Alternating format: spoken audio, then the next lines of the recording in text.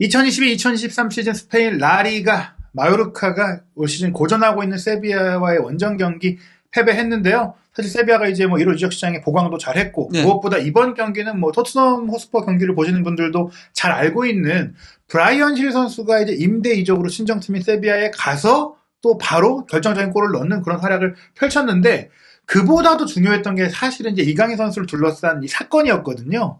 체력 코치가 약간 좀 이강인 선수한테 화를 내는 장면이 포착돼가지고 퇴장까지 당했었죠. 네, 이 장면이 사실은 세비야의 선수, 감독, 코치까지 무더기로 이제 경고, 퇴장 등 징계가 나왔던 상황인데 대체 어떤 일이 벌어진 것인지 많은 분들이 궁금해하실 것 같아요. 그래서 저희가 이제 마요르카와 세비야의 경기가 어떻게 전개됐고 어쩌다가 세비야 코치들이 이렇게 이강인 선수를 둘러싸고 흥분한 일이 생긴 것인지 상세하게 좀 살펴보도록 하겠습니다. 우선 경기 결과부터 말씀을 드리면 세비야가 이제 2대0으로 이겼거든요. 근데 흥미로운 게 원래 이 경기를 앞두고 마요르카가 세비야보다 높은 순위에 있는 것 여전히 많은 분들이 조금 이제 당황스러우실 것 같아요. 예, 하지만 그래도 세비야가 최근에는 지금 연승을 달리면서 그래도 많이 쫓아온 거죠. 원래 세비야는 강등권까지도 가 있었죠. 예, 사실 그렇다 보니까 줄리안 로페테이 감독을 그렇죠. 경질했고 그 또 로페테이 감독이 울버햄튼에 가서 황희찬 선수가 좋은 인연을 맺기도 했는데 어찌됐거나 이제 세비야는 이전에 세비야를 거의 라리가 우승권까지 끌어올렸었던 감독이에요. 그리고 칠레와 아르헨티나를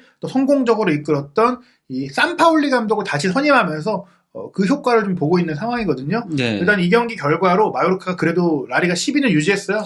저게 놀랍죠. 네, 순위권 언저리에 있는 팀들도 승점을 잘 못 쌓다 보니까 승점 28점이고 비아레알이 이제 아직 경기를 안 치른 가운데 이제 31점으로 8위입니다. 그 승보다 패가 더 많거든요. 근데 아직 10위예요. 예, 많은 팀들이 지금 승리를 못 하고 있다. 그리고 세비야가 그래도 이제는 안정적인 잔류권까지는 올라왔다라고 볼 수 있겠는데요.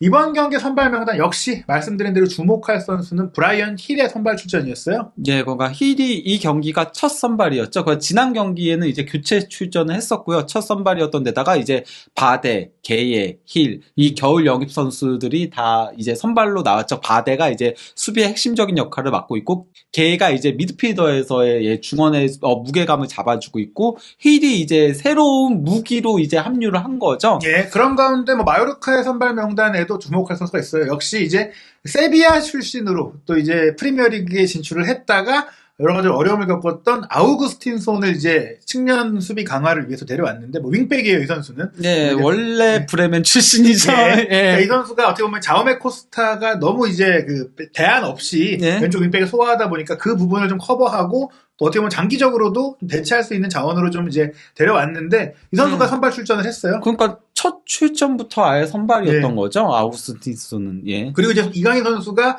무리키와 함께 공격 라인을 구성했는데 이제 포메이션을 보시면 이제 무리키가 원톱으로 뛰고 이강인 선수가 5-4-1 대형에서 왼쪽 측면 미드필드로 뛰면서 이 아우구스틴손과 그래도 좀 연계하고 교류하는 플레이들이 꽤 나왔어요. 네, 그리고 사실 여기서는 더 눈에 띄는 거는 힐이 윙백으로 나왔다. 그렇죠. 이게 좀 흥미로운데 어떻게 보면 이제 힐 선수가 이제 원래도 이제 에이바르 임대 시절이나 또 라리가에서 잘할 때는 왼발잡인데 왼쪽에 배치해서 정발 윙어로 뛸 때 잘했었거든요. 네. 그러니까 사이드라인을 타고 플레이하는 라리가 내에서는 흔치 않은 유형의 그 윙어다 보니까 좋았던 건데 토트넘에 와서는 오른쪽으로 가서 이제 반대발 윙어로 뛰면서 좀 고전을 많이 했었어요. 사실 그러니까 이 두 팀 다 기본 전형은 3-4-2-1에 가깝다라고 볼 수 있지만 좀 달라요. 예. 사실 세비야는 3-4-2-1이 아닌 3-2-4-1이에요. 예. 거의 힐하고 나바스가 윙포워드처럼 그렇죠. 움직인 거거든요. 굉장히 공격적으로 경기를 한 거예요. 그러니까 3백을 놓고 이 3백이 수비적인 3백이라기보다는 후방 빌드업을 강화한 산파울리 감독 특유의 축구거든요. 정반대인 거죠. 예. 세비야는 공격적인 3백, 마요르카는 수비적인 사실상 5백인 거죠. 5-4-1. 사실 산파울리 감독이 이런 좀 공격적인 축구, 3백을 기반으로 한 후방 빌드업과 전방 압박과 상대 지역에 많은 숫자를 두는 비엘사 계열의 비엘사 그렇죠. 라인의 감독으로서 이런 좀 이제 창조적인 플레이를 추구하면서 힐과 나바스라는 굉장히 공격적인 윙백을 낳고 이제 마요르카는 사실상 5백이다 이렇게 보시면 될 것 같은데요. 이 경기를 간단하게 선수로 요약하자면 힐 선수가 말씀드린 대로 세비야 데뷔골을 성공을 시켰고 사실 선수가 세비야 유스 출신이기도 해요. 의미 있는 경기를 펼쳤고 또 이강인 선수는 여전히 조금 고군분투했다. 즉 역시나 마요르카의 공격은 무리키 이강인밖에 없는데 그중에서도 이강인 선수의 창조성이 그나마 마요르카의 후반전 조금 추격에 좀 의미 있는 장면들을 만들었다고 할 수 있어요. 네. 근데 일단 중요했던 것은 이번 경기 이 힐과 나바스 두 윙백의 플레이가 기가 막혔다는 겁니다. 네. 그러니까 왼쪽이 이제 힐과 나바스의 히트맵인 거거든요. 예. 그냥 뭐 상대 진영을 씹어먹고 있죠. 예. 그리고 보시면 아시겠지만 평균 위치도 힐과 나바스가 윙처럼 올라가 있죠. 그래서 4개 채널로 공격을 하는 거죠. 그러니까 이게 어떤 의미가 있냐면 마요르카 자체가 원래 라인을 내리고 경기하니까 쉽게 세비야가 중앙을 장악할 수 있고 3백으로 뒤를 좀 커버해 놓은 다음에 상대 지역에 많은 선수들을 몰아넣고 플레이를 한 건데 전 여기서 조금 이제 토트넘 얘기를 하고 싶은 부분이 지금 뭐 세세뇽 선수가 6주 부상이라는 진단이 나왔는데 네. 지금 도어티를 계약 해지한 것도 모자라서 세비야에서는 이렇게 좀 어떻게 보면 페리시처럼 뛸 수 있는 지금 그런 상황이에요. 페리시도 거의 이렇게 뛰잖아요. 토트넘에서 3백 쓸 때. 근데 이제 힐이 프리미어리그에서 윙백으로 그렇죠. 뛰기는 예, 예, 쉽지 무리가 않죠. 있죠. 예, 이게 라리가니까. 근데 이제 예. 돌아보면 지금 뭐 쿠르스키도 몸 상태 말이 아니고 지금 토트넘 예. 내보낸 선수들이 다 아쉬운 상황이 돼버렸다. 그럼 그렇죠. 예. 게다가 이 경기에서는 뭐 라리가이긴 하지만 힐이 굉장히 활발하게 움직여주고 잘했어요. 빠르게 뛰어주고 부딪혀주고 크로스하고 슈팅하고 엄청 잘 뛰더라고요. 이 경기 개인적인 MOM은 나바스거든요. 예. 근데 이제 나바스 다음으로 잘한 선수가 힐이라고 봐도 게랑 힐 이 둘이 이제 그 다음으로 잘했다고 봐도 무방하죠. 이후 장면들을 소개해드리겠지만 힐 선수가 정말 한 매치인 것처럼 열심히 뛰고 아니 예. 뭐 몸몸을 쏟더라고요. 예. 선발 출전 얼마나 고팠겠습니까? 예. 일단은 전반전은 완전히 뭐 세비야가 지배를 했어요. 예, 뭐 그 선제골 같은 경우는 게가 롱패스 환상적으로 보내줬고 이걸 이제 엔네시리가 돌파해서 들어가서 여기서 수비가 좀 아쉬웠죠. 예. 예, 막아낼 수 있었는데 최소한 파울이라도 끊었어야 되는데 그냥 돌파 허용하면서 실점을 내준 거고요. 네, 그리고 엔네시리 같은 경우에는 이 모로코 대표 선수로 이제 월드컵 4강 신화를 이룬 그 핵심 멤버인데 터치부터 이제 연결 과정까지 뭐 마리오카 수비가 좀 안일하긴 했었어도 예. 충분히 이제 매끈한 모습 보여줬어요. 사실 그러니까 전반기 때 세비야를 망친 원흉 중에 한 명이 엔네시리였거든요. 그렇죠. 골을 못 넣고 이래가지고 근데 월드컵 가가지고 폼을 끌어올려가지고 그렇죠. 지금은 잘해주고 있습니다. 자신감도 완전히 올라왔는데 예. 그리고 또 한 명 주마크 선수가 말씀하신 대로 이 나바스와 힐 좌우 윙백이고 특히 나바스는 지금 나이가 좀 많다 보니까 이제 언제 은퇴하나 이런 것들을 보고 있는 타이밍이었는데 예. 또 한 번 회춘한 모습 보이고 있어요. 예, 그러면서 이제 나바스가 측면을 돌파를 해가지고 크로스 날카롭게 올린 게 이제 나스타시치랑 마페오가 막으려고 했으나 예. 스치면서 지나갔고 이걸 이제 힐이 골을 넣었죠. 예, 사실 뭐 그냥 냅뒀어도 들어갈 것 같긴 했지만 그래도 모르는 거니까 힐은 예. 근처에 있는 선수로서 열심히 달려와서 밀어 넣었고 그리고 사실 이제 나스타시가 건드린 공이 좀 굴절이 되면서 마페오도 쫓아 내려오다 보니까 이제 좀 이제 타이밍을 못 잡고 공을 네. 끊지 못했어요. 어찌됐건 조금 불운했다라고도 할 수 있는 마요르카의 상황이었는데 뭐 이렇게 좀 골이 나오면서 세비야가 홈에서 완전히 좀 기세를 올렸습니다. 전반전은 정말 세비야가 이렇게 압도할 수 없을 정도였는데요. 예. 일단 뭐 기대 득점이 세비야 1.88골, 반면 마요르카 0.08골. 예, 거의 뭐 공격다운 공격을 하지 못했다라고 할 수 예. 있고 그 세비야가 빅찬스가 2개 있었는데 2골 정도로 넣을 수 있는 전반전 내용이었어요. 그 점유율도 72대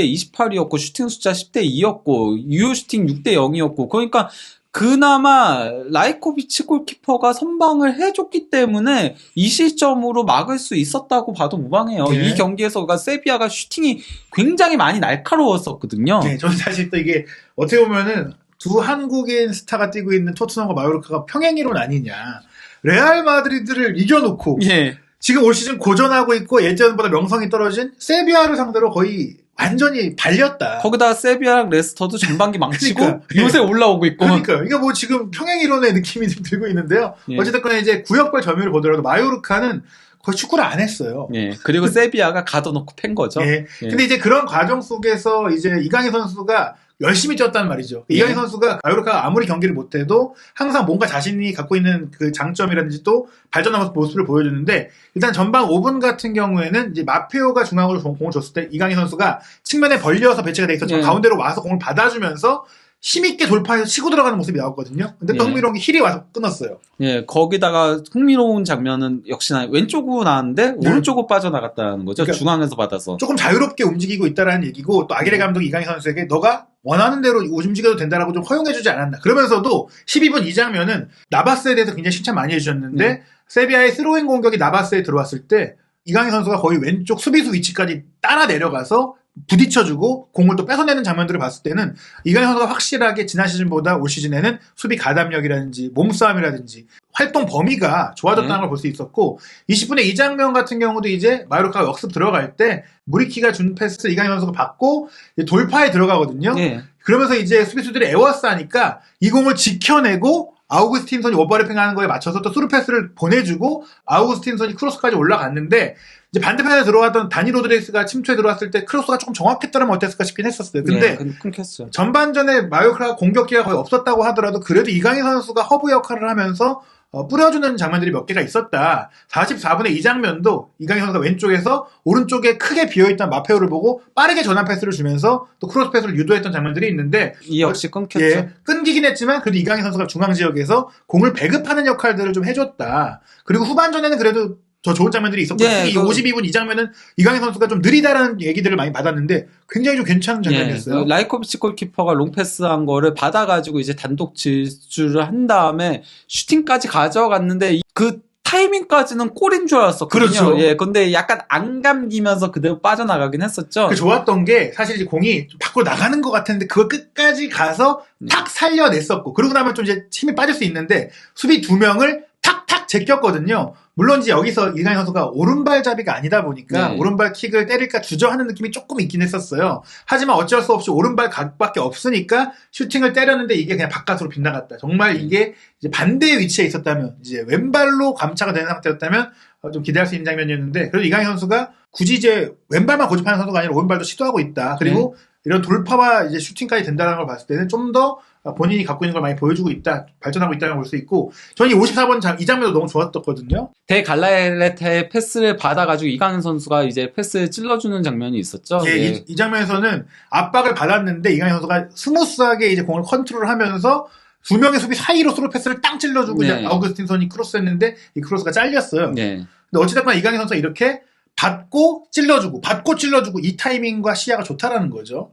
근데 이제 뭐 세비야 같은 경우는 뭐 경기 자체를 너무 압도하고 있다 보니까 57분경에 일찌감치 나바스를 빼고 이제 몬티에를 넣었었고요. 예. 반면 이제 마요르카는 지고 있으니까 이제 공격 강화에 나서야 되잖아요. 그러다 보니까 이제 미드필더 성향이 강한 다니를 빼고 은기아의 공격 성향이 더 강한 그리고 또 이제 그 수비형 미드필더인 바바를 빼고 약간 좀 그래도 플레이메이킹이 되는 그렇죠. 몰라네스를 넣은 거죠. 예, 1월 달에 이제 비아레알에서 데려온 선수인데 예. 이제 우리가 야기레 감독 입장에서는 어차피 뭐 몇 골을 더 먹고 지나 예. 따라가는 공격을 하자라고 하면서 이제 교체를 했고요. 그리고 이제 72분경에는 이제 왼쪽 윙백인 아우구스틴손을 빼고 아예 공격수인 카데웨레를 넣은 거죠. 이게 어떤 의미냐면 결국에는 이제 카데웨레와 아마드 은디아이까지 거기에 무리키까지 아예 그냥 공격수를 3명 배치해 놓고 네. 이강인 선수에게 공급자 역할을 맡긴 건데 그렇죠. 그런 상태 속에서 이제 마요르카 그래도 득점에 근접했던 장면들이 또 이강인 선수를 통해 나왔어요. 그 72분경에 그 날카로운 왼발 프리킥을 가져갔는데 이게 또 이제 수비한테 바로 앞에서 끊겼죠. 네, 이게 네. 골키퍼와 수비 사이사이로 날카롭게 네. 들어갔기 때문에 사실 여기서 마요르카 선수가 머리로 건드렸으면 거의 골이 될 수 네. 있을 정도로 좋은 그 프리킥이었거든요. 이게 차단이 됐고 뭐 그런 가운데 사실 세비야는 계속해서 이제 2대0으로 앞서고 있었기 때문에 선수 네. 교체를 계속 가져갔어요. 그럼 뭐 72분경에 엔네시리하고 수소를 빼고 오캄포스하고 라키티치 이 경기에서 수소도 상당히 좋은 모습을 보여줬거든요. 네. 뭐 이 경기는 어지간하면 지지 않는다는 자신감이 좀 있었던 것 같아요. 네. 제가 봤을 때는. 그러니까 전반전보다 후반전에 이강인 선수의 플레이들이 좀 살아난 부분에는 세비야가 이제 세력 안배 차원에서 이기고 있으니까 잘하던 선수들을 뺀 것도 있고 또 마요르카가 많은 공격수들을 투입하다 보니까 그쪽으로 수비가 붙으니 그렇죠. 또 이강인 선수에게 기회가 오고 파울도 얻어내서 세트피스 기회도 많았는데 76분경에 이강인 선수의 날카로운 프리킥이 수비 머리를 살짝 스치고서는 살짝 넘어갔었거든요. 예, 그러니까 크로스바 그러니까 윗그물에 똥 떨어졌다 보니까 잘못 봤으면 이제 들어갔나 싶을 정도. 왜냐면 네. 그물이 움직이니까. 어찌됐거나 이제 이강인 선수의 킥이 확실히 꾸준하고 좀 이제 일관성이 있다는 걸 보여준 장면이었고, 그리고 나서 이제 바로 저희가 서두에 말씀드린 이 장면이 나오는데, 예. 어떻게 보면 마요르카의 지금 장면들을 보시면 계속해서 그 세비야가 로테이션을 가동하는 가운데 한 골이라도 따라가자. 뭐 동점의 의지를 놓치지 말자라는 마요르카의 공세 의지가 있는 상태에서 몬티엘 선수가 공격을 전개하려는 과정에서 이강인 선수가 압박하러 왔거든요. 그 상황에서 이강인 선수가 결국엔 몬티엘의 공을 뺏어냈어요. 네. 전 이게 항상 인상적이에요. 이강인 선수가 상대와 1대1 상황에서 공을 곧잘 뺏어낸다. 거기서 뺏어냈는데 뺏어내면 몬티엘이 뒷공간을 내주게 되니까 이제 이강인 선수가 돌파하는 거를 손으로 잡아가지고 예. 이건 명백한 경고성이에요. 예. 이거 경고 안 주면 그게 문제거든요. 보시면 뒷공간이 완전 열려있고, 카데베레, 무리키, 많은 선수들이 공부 받으려고 기다리고 있어요. 파울 안 했으면 사실 마요르카가 굉장히 유망한 득점기를 만들 수 있었기 때문에 휘슬이 당연히 울렸고 이제 몬티엘에게 경고가 주어졌는데 이때 산파울리 감독하고 세비야의 피지컬 코치가 화를 내면서 달려나옵니다. 그러면서 이제 원래는 저것 때문에 이제 항의를 하러 나온 거였죠. 힐이 쓰러져 있는 것 때문에 먼저 파울을 당한 거다. 이걸 항의하려고 했던 거였죠. 처음에 이제 산파울리 감독은 퇴장이 아니고요. 지금 이 장면을 보시면 산파울리 감독이 너무 격하게 하면서 조금 이제 안 좋은 단어를 썼을 겁니다. 그 알아들었겠죠. 그래서 경고를 꺼냈는데 그 다음에 이제 코치는 더 심한 말을 했을 가능성이 높아요. 얼굴을 봐도 알 것 같아요. 그래서 넌 나가 퇴장이었습니다. 참고로 헷갈리실 분들을 위해서 얘기해 드리자면요. 모자 쓴 사람이 산파올리 감독이고 이제 모자를 안 쓴 사람이 피지컬 코치입니다. 근데 이 뒤에서 다른 화면을 잡은 거 보시면 명확하게 보여요. 이강인 선수가 몬티엘과 대치하는 상태에서 이미 힐이 쓰러져 있었어요. 근데 이 장면이 파울을 선언하기는 애매했습니다. 그러니까 약간 좀 서로 약간 부딪혀도 넘어지는 그런 느낌이었는데 아무래도 힐 선수가 피지컬적으로 약하니까 쓰러져 있었을 수 있어요. 좀 아팠거나 뭐. 근데 그게 심판이 봤을 때는 파울은 아니다. 그러니까 견상적으로 경기를 플레이하는데 이제 이강인 선수가 역습기를 맞이한 상태에서 파울을 울리니까 아니 우리 선수도 똑같이 당한 거 아니야? 라고 하면서 뛰쳐나온 거거든요. 그러면서 이제 산파올리 감독 같은 경우는 명확하게 저쪽 이제 가리키면서 얘기를 하는 거죠. 그렇죠. 근데 여기서 이제 그 논란의 장면이 나와요. 분명히 그리고 아마 저 코치가 나왔을 때도 심판한테 따지려고 나왔을 겁니다. 처음에 방향이 심판 쪽을 처음에 보고 있었어요. 나오고 있었는데 그때 이강인 선수가 이거 지나가는데 이강인 선수를 보면서 이강인 선수가 소리를 지르는 거예요. 그러면서 이강인 선수는 태연하게 있는데 명확해요. 이거 저희가 오해한 게 아니라 이 코치의 눈은 분명 이강인 선수를 보고 있어요. 더 명확한 증거는 이 장면입니다. 서로 아이 컨택을 했습니다. 그렇잖아요? 아예 거기서 이거 하고 있는 거죠. 너 지금 그러니까 이 코치는 이강인 선수한테 뭐라고 하고 있는 게 맞아요. 그리고 산파울리 감독은 심판이랑 얘기를 하고 있고요. 그 파울 장면에 대해서. 그러면서 으악 하는데 지금 이강인 선수도 뭔가 말을 하는 것 같아요. 보니까. 뭐라고 대꾸는 했겠죠. 그리고 이제 이강인 선수는 웃으면서 돌아봐요. 왜냐? 내가 파울 얻어냈고 우리가 이제 공격할 기회니까 신경 쓸 게 없으니까. 이렇게 항의하면은 결국 손해보는 거는 항의한 사람인 거니까요. 그렇죠. 그래서 사실은 이때까지는 코치가 퇴장당한 게 아니었고 코치가 앞서 말씀드린 퇴장이 나온 이유는 이 장면을 또 주심이 옆에서 다 봤기 때문에 그리고 아마 그 얘기도 다 들렸을 거예요. 어떤 말을 하는지. 그래서 이게 일단락 되면서 이 코치에게 퇴장 명령을 내렸고 이제 공식 기록실을 보더라도 세비야의 피지컬 코치인 파블로 페르난데스가 퇴장을 당했다라고 표기가 돼 있거든요. 이 파블로 페르난데스 코치가 사실 이제 수석 코치가 아니고 피지컬 코치지만 이 산파울리 감독과 오랫동안 함께해온 그 사단의 일원이잖아요. 아틀레티코 미네이로부터 시작해가지고 이제 마르세유 거쳐가지고 세비야까지 온 산파울리 사단이라고 할 수 있죠. 지난 몇 년간 꾸준히 함께 다니면서 일했고 또 그 전에는 이분이 에두아르도 베리소라고 이제 셀타비고와 빌바오를 이끌었던 그 감독과 함께했던 사단의 일원이었는데 흥미로운 게 뭐냐면 비엘사 라인이에요. 그러니까 베리소도 칠레에서 경력을 이제 시작하면서 감독으로 쓰면서 이제 비엘시스타로 알려져 있는 사람이고 그 사람이랑 일하면서 세비야 코치를 했던 게 이 파블로 페르난데스고 산파울리도 대표적인 비엘사의 코치 출신으로 비엘사와 함께 성장했던 인물이니까 아마 그 서로 아름아름 알던 코치가 아닐까 싶은데 다 그 아르헨티나의 계보인 거죠, 말 그대로. 그런 가운데 어떻게 보면 이제 이 코치도 굉장히 팀에 대한 애정이라든지 산파울리 감독에 대한 애정이 있는 사람인데 어찌됐거나 여기서 뭐 저희가 이제 어떤 이유로 퇴장을 당했는지 어떤 말을 했는지는 알 수가 없지만 정황상으로 봤을 때 아마 이 장면 과정에서 뭔가 좀 언쟁이 있었을 것이다. 가만히 있는 이강인 선수한테 화낼 일은 없잖아요, 사실. 그래서 뭐 터치라인에서 저 코치가 느꼈을 때는 불쾌한 어떤 상황이 있지 않았을까. 뭐 저희가 뭐 정확하게는 알 수 없어요. 아니면 갑자기 이강인 선수가 당한 피해자인데 뭐 이강인 선수가 힐한테 파울한 것도 아니고 저 사람이 왜 저랬을까. 뭐 모르는 거죠. 그거는 당사자만 알 수 있는 거기 때문에 그리고 이게 심판 보고서에 나중에 올라오지 않나요? 그렇기 때문에 아마 어떤 얘기를 한 건지는 일단 나오긴 하겠죠. 물론 그 전에 뭐 둘 사이에 뭔가 일이 있었으면 그것까지는 나오기는 어렵지만은 최소 저 사람이 이강인한테 뭐를 했는지는 나올 겁니다. 이강인 선수한테 분명 욕설을 했을 가능성이 굉장히 크고요. 어찌됐거나 이 상황이 어떤 효과를 낳았느냐. 이강인 선수의 한 번의 이 수비 공차단과 역습 시도가 몬티엘 경고, 산파올리 경고, 그리고 피지컬 코치 퇴장까지 1타 3피를 거의 지금 무더기 징계를 이끌어낸 이강인 선수의 정말 화려한 플레이였다라고 볼 수가 있겠는데요. 예. 문제는 이제 결국에는 경기를 이제 뒤집지 못했다. 예, 그러니까 뭐 마요르카가 마지막 순간까지도 이제 수비 센터백인 발리엔트를 빼고 이제 아브동 프라츠까지 넣으면서 공격 공격수 강화 4명을 넣었어요. 예, 그러니까요. 예. 하지만은 골을 넣는 데는 실패했고 예. 사실 이 경기에서 후반전 기록은 그나마 대등했다라고 할 수 있거든요. 예. 그래도 기대 득점이 0.15골밖에 되지 않았어요. 이 경기에서 마요르카의 공격 세밀함은 너무나도 떨어졌어요. 이강인 선수가 어떻게든 허브 역할을 해주더라도 거기서 그리고 또 이제 아우구스틴손이 그나마 뭐 이강인과 호흡은 괜찮았을지라도 마무리 패스들은 다 안 좋았어요. 예, 그러다 보니까 결국은 그냥 무기력한 패배였어요. 결과 자체는. 예. 그 내용도 그렇고 결과도 그렇고 그냥 이강인의 몇 번 번뜩이는 장면 제외하고는 사실상 득점에 근접한 장면 자체가 슈팅 자체가 거의 없었거든요. 예, 유효시팀도 실제로 후반전에 양팀 모두 연계였으니까 네. 세비야는 사실 이제 후반전에 힘 빼지 말자 그렇죠. 이런 경기였고 마요르카는 분전했으나 이강인을 제외하면 어느 누구도 창의성을 발휘하지 못하는 네. 팀이고 그 또- 위협적이지 못했다. 그 예. 최근에 무리키가 조금 예. 안 좋은 것 같아요. 제가 봤을 때는 그가 예전에 그런 좋았을 때의 모습은 조금 아닌 것 같아가지고 아쉬운데요. 그러다 보니까 뭐 경기 전체를 놓고 봐도 그냥 뭐 이건 세비야가 이길 만한 경기였다라고 할 수 있고요. 그리고 뭐 기대 득점 그래프 봐봐요. 저 차이를 진짜 이렇게까지 차이 나기도 쉽지 않거든요. 거기다가 뭐 기대 위협 그래프도 크게 차이가 나고 있고요.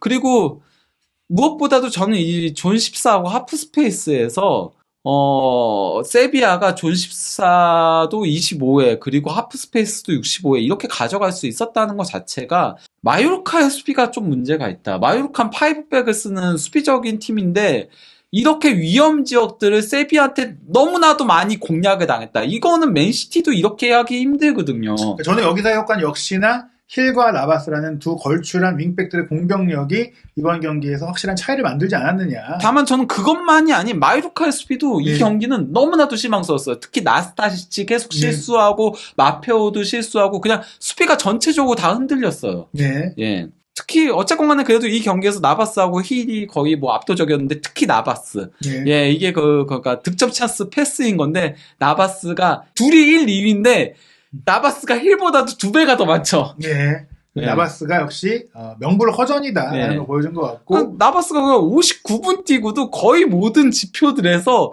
다 상위권에 있는 거예요. 예, 그리고 흥미로운 게 이 선수가 사실은 이제 좀 이제 전성기가 지나면서 윙백으로 전환을 해서 또 잘 뛰고 있는데 이날 경기는 뭐 사실 물론 마요르카가 워낙 라인을 내리긴 하지만 거의 윙어 위치에서 거의 상대 네. 가장 높은 곳에서 공격을 했어요.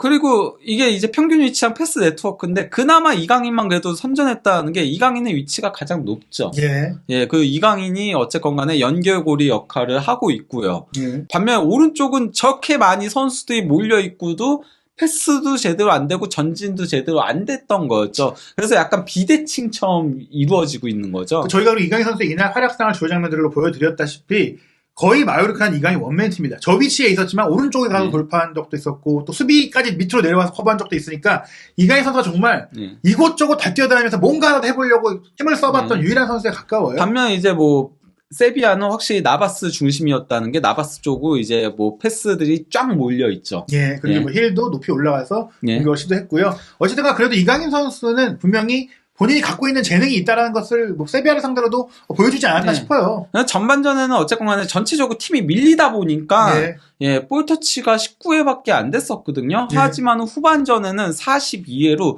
2배 이상을 더 가져갔어요. 그러면서 공격을 조금 주도하고 특히 측면 쪽을 상당히 잘 공략을 해줬죠. 예. 물론 여기에는 그것도 있긴 하다라고 생각해요. 나바스가 빠지면서 그렇죠. 그러면서 이제 왼쪽 측면이 조금 더 공격적으로 올라갈 수 있었던 부분도 전반전엔 나바스 때문에 밀려가지고 그렇죠. 다들 수비를 했다라면은 예, 그런 것도 있겠지만 어쨌건 간에 그래도 이강인 선수가 이렇게 끌고 올라가 줬다는 거죠. 그리고 뭐 아까 말씀드린 그 몬티엘 선수가 아르헨티나 대표팀의 라이트백으로 그 유명한 카타르 월드컵 결승전에 마지막 승부차기를 넣은 그 선수거든요. 그리고 기억하실지 모르겠지만 세비야가 지난해 여름에 한국에 왔을 때 그 손흥민 선수랑 싸웠던 예. 그 선수기도 그렇죠. 하거든요. 어쨌거나 이강인 선수가 그래도 아르헨티나 국대 풀백을 상대로도 좋은 경기를 했다는 걸 좀 보여주는 부분이에요. 예. 그래서 뭐 이 경기에서 이강인 선수가 일단 그 기대 득점이 0.1골이거든요. 예. 근데 마요르카 전체 기대 득점이 0.23골이에요. 그니까요. 거의 절반을 이강인이 차지했다. 그러니까 그 예. 돌파한 슈팅 장면도 있고, 대체적으로 이렇게 말하고 싶어요. 마요르카는 이강인 빼면 시체다. 네. 예. 그리고 이 경기에서 이강인 선수의 영향력을 확인할 수 있는 가장 대표적인 지표가 뭐냐면요. 예. 볼 터치가 61회였는데요. 예. 이게 그 마요르카 선수들 중에서 최다였어요. 아. 이게 공격수가 최다 나오기 어렵거든요. 보통 수비수들이 많이 그렇죠. 잡은 거예요. 수비수들이 왜냐면은 그래도 기본적으로 뒤에서부터 만들어가기 때문에 예. 수비수들이 그리고 만약에 약팀이면은 공격을 당하니까 수비수들이 볼터치가 많거든요. 그렇죠. 근데 이강인 선수가 가장 많았어요. 볼터치가. 근데 이강인 선수가 경기에서 거의 그 어떻게 보면 마요르카가 공 잡으면 이강인 선수한테 준다거나 네. 이강인 선수가 수비도 한다거나 그러니까 공이 있는 주변에는 항상 이강인이 있었다고 봐야 네. 돼요. 그리고 슈팅도 2회로 최다였고 찬스 메이킹 물론 뭐 다 하나씩 기록한 거지만 이강인 선수도 어쨌거나 하나로 공동 1위였고 크로스 6회로 독보적인 최다. 그럼 이강인 선수 빼면은 마요르카 전체 크로스가 9회였거든요. 절반에 가깝네요. 이강인이 혼자 6개 하고 예. 마요르카 나머지 10명의 선수들이 9개 하고 예. 예, 그렇게 한 데다가 또 이제 수비적으로도 좋은 모습 보여주게 어쨌건 볼 경합도 그라운드 볼 경합이 13회로 팀 내에서 세 번째로 많았었고요. 예. 공중볼 경합 승률이 100%였고요. 이게 놀라워요. 네. 그리고 이 경기에서 파울을 얻어내진 않았었거든요. 왜냐면 상대팀이 파울을 하지 않았었으니까 딱 네. 한 번. 그 그게 예, 원팀이 문제. 잡아낸 거죠. 하지만은 파울을 3번을 범하면서 그래도 전투적으로 플레이 하려고 했고 태클도 3회로 팀 내에서 세 번째로 많았어요. 예. 이 경기에서 이강인 선수가 평소보다 패스 성공률이 떨어졌거든요. 예. 71%로. 그런데 이건 어쩔 수밖에 없었던 게 전체적으로 밀리니까 네. 본인이 끌고 올라가거나 아니면 롱패스를 보내는 것밖에 없었거든요. 그래서 네. 롱패스를 7회 시도해가지고 2회 저기서 이제 많이 깎아먹은 거예요. 롱패스에서. 그래서 사실 저희가 장면으로 보여드렸지만 날카로웠던 프리킥이 차단된 것도 결국에는 패스 네. 미스로 되니까 그렇죠. 패스의 질 자체가 나빴던 게 아닙니다. 네. 그나마 동료에게 닿지 못했으나 이강인 선수 자체는 공수 양면에 걸쳐서 그래도 이제 마요르카에서 그냥 축구 선수다운 축구 선수였다. 예, 이 경기는 진짜 뭐 라이코비치가 선방해 준 거랑 예. 이강인 선수 제외하면은 그 데카 갈라에타 예. 이렇게 열심히 예, 3명 제외하면은 진짜 예, 다 했죠. 별로였습니다. 예. 그러니까 이게 그 라리가 팀의 수준에 걸맞지 않은 경기력이거든요. 근데 우리 10위에 올라 있으니까 뭐 할 말은 없지만 그러니까 이강인 선수가 1월에 왜 그렇게 좋은 팀으로 가고 싶어 했는가 그렇게 자신의 인스타그램에 팀 이름을 지을 정도로 아틀레티코 마드리드라도 가고 싶어 했는가를 느낄 수 있는 게 바로 이런 경기력이에요. 예. 왜 선수가 발전하려면 동료들도 잘하고 거기서 배울 것도 있고 좀 나도 공격할 때 주고받으면서 뭔가를 해야 되는데 지금 뭐 팀이 이 모양이니까 본인도 동기부여가 안 될 것 같은데요. 그래도 이제 올 시즌 열심히 해야 되고 또 다음 경기가 꽤 중요합니다. 바로 2월 19일 일요일 새벽 2시 30분에 있는 비아레알과 홈 경기인데 비아레알도 이제 에메리 감독이 떠나면 굉장히 지금 주춤한 상태잖아요. 네, 그리고 마요르카가 바로 그때 비아레알을 잡았었죠, 원정에서. 예. 그래서 대여를 잡는데 성공했었는데요. 그리고 그 다음 두 경기가 사실은 마요르카 입장에서 그 다음 두 경기가 더 중요하죠. 왜냐면은 이 팀들은 거의 뭐 하위권에 있는 팀들이니까 무조건 승리를 해야 되는 경기들이라고 할 수 있죠. 그러나 비아레알한테 지거나 소시에다드나 베티스한테 지는 것까지는 그래도 납득할 수 있는 결과라고 할 수 있거든요. 왜냐면 이 팀들은 다른 이제 강등권에 있는 팀들한테도 이길 가능성이 많다 보니까 그렇죠. 여기서 졌다고 뭐 강등 위기에 처하거나 이러지는 않을 것 같아요. 네. 근데 이제 에스파뇰, 엘체 이 두 경기가 중요하다라고 할 수 있겠죠. 예. 어찌됐거나 마요르카의 공격은 이강인 선수를 통해서 진행되고 있고 이강인 선수는 어떻게 보면 긍정적으로 생각하자면 힘든 여건의 팀에서 많은 역할들을 소화하고 본인이 진화하고 배울 수 있는 그런 시간이 되고 있다. 예. 강제로 수비도 레벨업이 그렇죠. 계속되고 있는 거죠. 저는 이번 경기 그나마 좀 더 좋은 점이 좀 더 빨라진 것 같고 좀 더 몸이 좋아진 것 같다. 근데 네. 좀 더 성인 선수로서의 몸이 확실히 갖춰지고 있는 것 같다. 확실히 가속이 붙는 것 같아요, 예. 요즘. 네, 그래서 이번 경기 특히 그 잔독 질주에 의한 슈팅은 분명히 이강인 선수에게 좀 좋은 부분이었고 나바스를 막은 장면이라든지 몬티엘의 공을 뺏은 장면이라든지 이런 것들은 이강인 선수가 분명히 전술 소화력도 더 좋아질 거라고 기대감이 있거든요. 팀 상황이 힘들지만 어찌됐건 이강인 선수는 빛나고 있습니다. 다음 비아레알과의 경기는 또 어떻게 치르게 될지 이강인 선수의 활약과 현지 반응 한준TV에서 확인하시기 바랍니다.